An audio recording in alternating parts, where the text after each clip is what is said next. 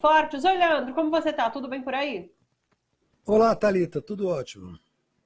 Leandro, eu queria começar falando sobre Araçatuba, porque sempre que a gente vê episódios como esse, vem à tona essa expressão do novo cangaço, né? A gente já comentou, inclusive, Sim. outros episódios como esses por aqui. E eu acho que é uma imagem bastante ilustrativa dessa discussão de armamento no Brasil, pegando o gancho, inclusive, no que a gente comentou na sexta-feira. O Leandro não estava aqui com a gente, conversei com o Fernando Brito, porque foi na sexta-feira que Bolsonaro falou para comprar fuzil e não feijão, né? Quando o presidente alimenta esse mercado armamentista, não é para a gente comprar fuzil de 16 mil reais, é para alimentar justamente ação como essa, para alimentar crime organizado. É disso que se trata. E não falar em armar a população é falar em aumentar situações como essa. Como você vê tudo isso? Eu acho que a gente tem que fazer uma diferenciação básica, porque esse não é um fenômeno específico do bolsonarismo. Né? Isso que a gente chama de novo cangaço, novo cangaço, ele já vem acontecendo há mais ou menos 20 anos no Brasil de forma esporádica. Né? Tem acontecido. Acontecia muito no Nordeste, por isso que se caiu esse apelido de novo cangaço, mas você tem razão numa coisa, Thalita, nesse grau de violência, isso me pareceu uma operação de guerra clássica, assim, com estratégia de guerra, com colocação de minas, né, de explosivos, a utilização de reféns de uma forma organizada, reféns em cima dos carros. Que coisa incrível isso, incrível. Isso sim, eu acho que tem assim, uma sintonia absoluta com o que está acontecendo hoje no Brasil. Me parece um tipo de ação que foi orientada por essa formação de milícias. Lembrando que a formação de milícia, o que caracteriza ela, diferentemente do que a gente conhecia como crime organizado, é a sua extrema organização tática para funcionamento. E isso olha, eles já tinham tudo, é uma organização miliciana clássica essa. Eles já tinham tudo, inclusive assim, obviamente há militares envolvidos nessa operação. Essa operação militar clássica, com ataque, né, no caso o assalto, e depois uma retirada organizada com reféns. Não se faz isso, Thalita, numa boca de fumo.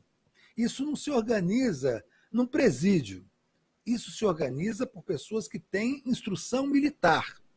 Então, assim, é absolutamente sintonizado com os tempos que nós vivemos, com a ação das milícias, com o crescimento da milícia, e, é claro, com esse clima, né, de destruição nacional colocado pelo Bolsonaro, onde a venda de armamentos está sendo altamente liberada. Então, essas pessoas devem estar comprando armamento e munição, não todos, né, porque para o dinamite você não tem como não comprar clandestinamente. Mas você consegue comprar armamento hoje de uma maneira muito mais fácil. Você arma a sua tropa legalmente, então você não levanta suspeitas, você não tem que mexer com traficante, você não entra no crime para cometer o crime. Você compra suas armas, munição de qualidade, monta estratégia. Isso deve ter sido pensado por muito tempo. Isso é uma super estratégia militar. Até, tá vendo, a condução, como é disciplinada, isso é coisa de militar. Isso é coisa de militar. Isso não se aprende em boca de fumo. Isso é coisa de militar. A maneira como eles se retiram de forma ordenada, colocam as pessoas de forma ordenada sobre os carros e vão embora.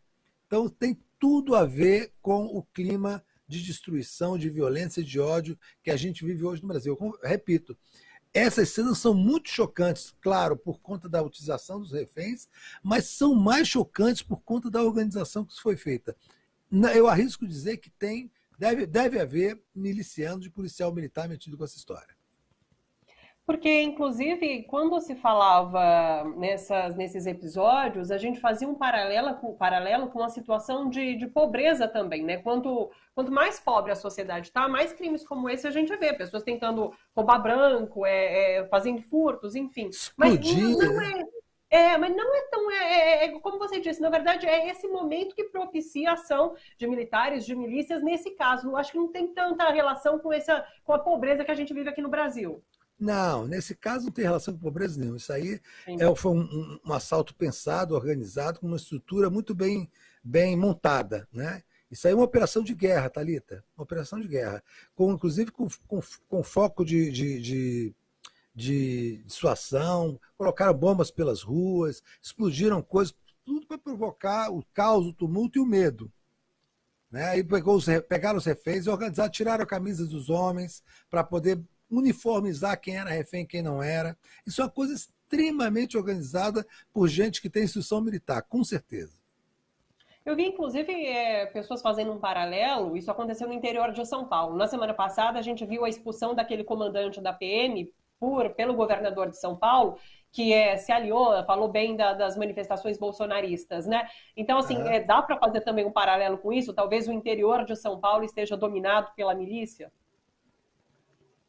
Dá para fazer, né? Só pode ser um pouco leviano, mas enfim.